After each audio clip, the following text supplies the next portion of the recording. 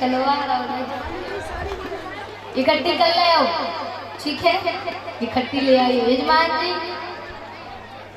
जब आज बनाने को विचार है तो जाए आज कृष्ण बनाएंगे, लेकिन अब ठीक है फिर आएंगे हम फिर बनाएंगे तो कृष्ण ठीक है, लेकिन पर्ची इकट्ठी कर लियो लगा है फिर ले आएंगे इकट्ठी, ठीक है।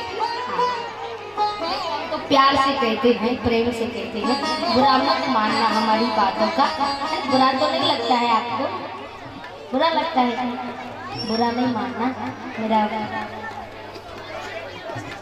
नहीं लगना चाहिए, बुरा नहीं लगना चाहिए। मैं तो प्रेम से कहती हूँ। ये 1100 रुपये राकेश जोशी जी की ओर से है, एक लौदा वाले भंडारे में दान देते हैं, उनके लिए जोरदार तालियां करबल से। और ये 500 रुपये शिव प्रसाद जोशी जी की ओर से है, एरोली वाले भंडारे में दान देते हैं, इनके लिए भी जोरदार तालियां करबल से। भगवान इनके भंडारे में एक के अनेक लौटाए, इनका भंडारा सदैव बड़ा रखे, माता लक्ष्मी की कृपा इनके परिवार पर। अरे अरे क्यों मार रहा है उसको? देखो पकड़ो भाई, बच्चों को संभालो। इनका भंडारा भगवान सदैव भरा रखे। बोले हनुमान जी महाराज की जय हो। तो मैया आप बैठी रहे, थोड़ा सा समय और दें, कम से कम सुदामा जी की कथा तो सुन लो आज। वैसे तो रोज भाग जाती हो, हम नहीं कहते कि आप बैठ जाओ। हाँ आज के बाद यदि अगर हम किए जाए तब मानो, हम नहीं कहेंगे कि तुम बैठ जाओ, आज बैठ जाओ, ठीक है। आज सुदामा जी की कथा आज बड़े आनंद से सुनेंगे, ठीक है ना। तो आज जाने की जल्दी ना करना तुम्हारा। इस प्रकार से देवर्षि नारद आते हैं। मर्यादा देखो सुशीला जी ने कितनी सुंदर मर्यादा बनाई है। यहाँ सुशीला जी का एक झोपड़ी है जिसमें एक दरवाजा लगा है, जिसमें टूटे हुए किवाड़ लगे हैं लकड़ी के।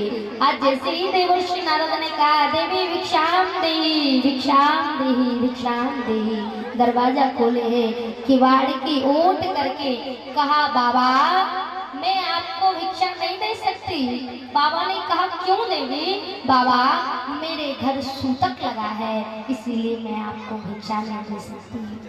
देवर्षि नारद ने कहा बाबा के रूप में है, देवी क्या सूतक लगा है? बाबा मेरे यहाँ कन्या का जन्म हुआ है इसीलिए सूतक लगा है।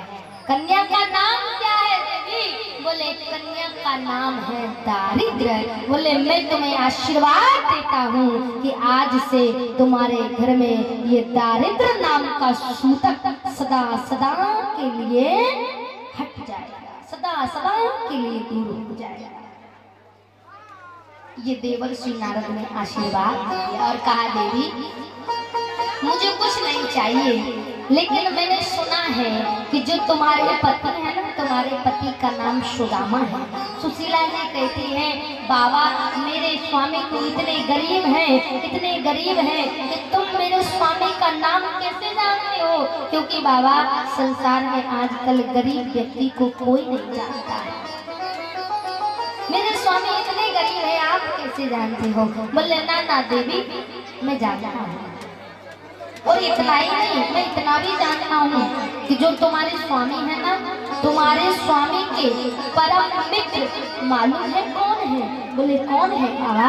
बोले द्वारिका के राजा द्वारिकावासी भगवान श्री कृष्ण, जिनका नाम वो नित्य निरंतर लेते रहते हैं, हरे कृष्ण कृष्ण कृष्ण हरे हरे, हरे राम राम राम हरे हरे, जिनका नाम वो नित्य लेते रहते हैं। यदि देवी एक बार तुम अपने स्वामी को द्वारिका भेज दोगी तो ये जो तुम्हें दुख है ना, ये दुख तुम्हारा सदा के लिए मुक्त हो जाएगा। अच्छा बाबा बोले। इतना कह करके देवर्षि नारद ने भगवान के कहे अनुसार अपना कार्य पूर्ण कर दिया। संध्या के समय जब सुदामा जी घर आए, सुशीला जी आज तो इंतजार कर रही है, दरवाजे पर खड़ी ताक रही है कब स्वामी आए, मैं कब पूछूं कि द्वारिकावासी तुम्हारे मित्र हैं या फिर तुम्हारे स्वामी हैं। सुदामा जी आए महाराज, तुरंत महाराज सुदामा जी के भिक्षा को पात्र लिया। सुशीला जी ने सुदामा जी को चारपाई पर लेटाया, चरण दबाने लगी, जलपान कराया। बड़ी देर में हिम्मत बांध के सुशीला जी ने पूछा, स्वामी आज एक बात पूछूं आपसे? सुदामा जी ने कहा, देवी पूछो। तब महाराज कहा, स्वामी मैंने सुना है कि जिनका नाम आप नित्य निरंतर लेते रहते हो, हरे कृष्ण हरे कृष्ण हरे कृष्ण हरे कृष्ण, क्या वो आपके मित्र हैं? इतना कहा, सुदामा जी के नेत्रों से अश्रुओं की वर्षा हो पड़ी। लेटे थे, उठ करके बैठ गए। कहा, देवी सुशीले ये तुम्हें किसने बताया? सुशीला जी कहती है, स्वामी एक बाबा आए थे, वो कह करके गए हैं कि देवी तुम्हारे स्वामी के मित्र द्वारिका के वासी, द्वारिका के राजा द्वारिकाधीश हैं। तो फिर तुम वो राजा हैं, तो फिर तुम एक बार उनके पास जाते क्यों नहीं हो? तुम एक बार उनके पास जाओगे, वो राजा हैं तो कुछ ना कुछ तो आपको देंगे, तो हमारे कम से कम अन्नदान का तो खर्चा चलता रहेगा। आप एक बार चले जाओ ना।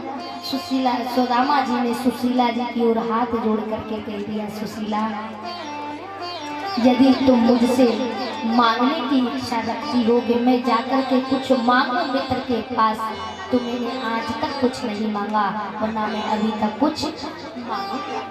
सुशीला जी जानती हैं सुदामा जी की आदत को, तो जिद नहीं करी। कहा, ठीक है स्वामी आप कहते हैं तो मत मांगना, लेकिन एक बार अपने मित्र से भेंट तो कर लो, क्योंकि स्वामी समय का कोई भरोसा नहीं है। समय आपने और मैंने नहीं देखा है, इसीलिए मेरे कहने से आप एक बार अपने मित्र से तो मिलकर आओ। सुशीला जी जानती हैं वो राजा हैं, उन्हें भगवान कहते हैं। यदि वो भगवान हैं तो मेरे घर की ये दुर्दशा वो देख रहे होंगे, और अगर वो देख रहे हैं तो अवश्य ही वो मेरी गरीबी को दूर करेंगे। विनय करती है, स्वामी आप चले जाओ, द्वारिका चले जाओ, अपने मित्र से भेंट कर आओ।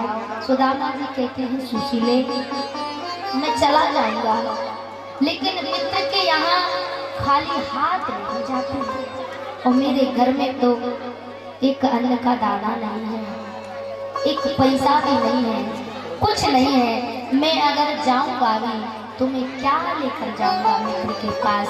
और मित्र के यहाँ, गुरु के यहाँ खाली हाथ जाया नहीं जाता। सुशीला जी ने कहा, स्वामी इसकी चिंता आप मत करो, मैं व्यवस्था कर दूंगी। ठीक है देवी, अगर तुम व्यवस्था कर दोगी तो मैं चला जाऊंगा। इस प्रकार से महाराज सुशीला जी अपनी पड़ोसिन के पास जाती हैं। एक पहली पड़ोसिन के पास गई, कहा, बहन एक मुट्ठी चावल दे दे, समय आने पर मैं तेरे एक मुट्ठी चावल का ऋण चुका दूंगी, आज एक मुट्ठी चावल दे दे। पड़ोसी ने बोली, तेरा एक दिन का काम हो तो ठीक है, तेरा रोज रोज का काम है, तेरे पति भी मांगने आ जाते हैं, तू भी आ जाती है, जा यहाँ से कहीं और देखना। पड़ोसी ने भगा दिया। सुशीला जी वहाँ से अपना आंचल पसार रही थी, आंचल को समेट करके लौट करके आ गई। एक और पड़ोसी के पास जाती है। वो पड़ोसी उस समय चावल फटक रही थी, और चावल की फटकी हुई जो टूटी निकलती है वो अलग अलग रख रही थी। इतने में सुशीला जी वहाँ पहुँच जाती है। सुशीला जी ने कहा, बहन एक मुट्ठी चावल दे दे, समय आने पर मैं चुका दूंगी तेरा ऋण। उसने कहा, ठीक है। एक मुट्ठी चावल भर के चावलों की टूटी वो पड़ोसी ने सुशीला जी की झोली में। दो घर और जाती हैं, दो मुट्ठी चावल दो घरों से और मांग कर लेकर आती हैं। तीन घरों से मांगे, तीन मुट्ठी चावल हो गए, तीन प्रकार के चावल हो गए।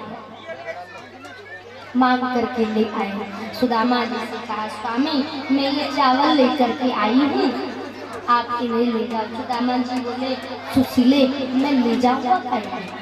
मेरा तो बुढ़ापा है, रास्ते में जाते जाते ये जमीन में ही गिर जाएंगे, फिर मैं कैसे ले जाऊँगा?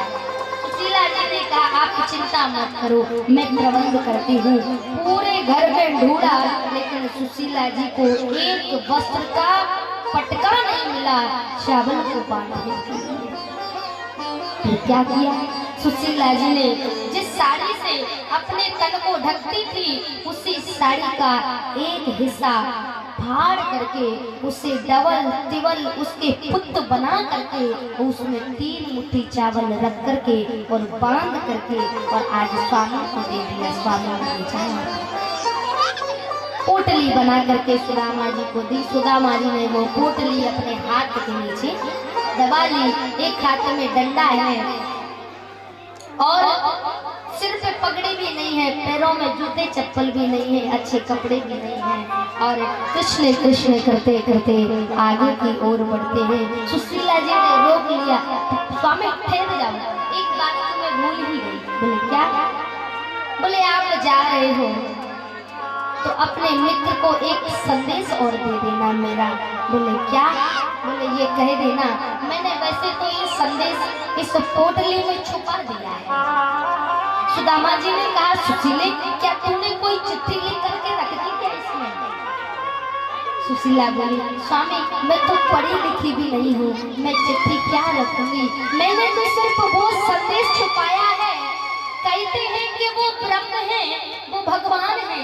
यदि वो भगवान है तो ये जो चावल है ना मैं 3 घर से लेकर के आई हूँ, ये 3 प्रकार के चावल है, वो देख करके जान जाएंगे कि मेरे घर की परिस्थिति क्या है। जब वो इस वस्त्र को देखेंगे तो वो जान जाएंगे कि आज मेरे मित्र के घर की परिस्थिति क्या है। इसी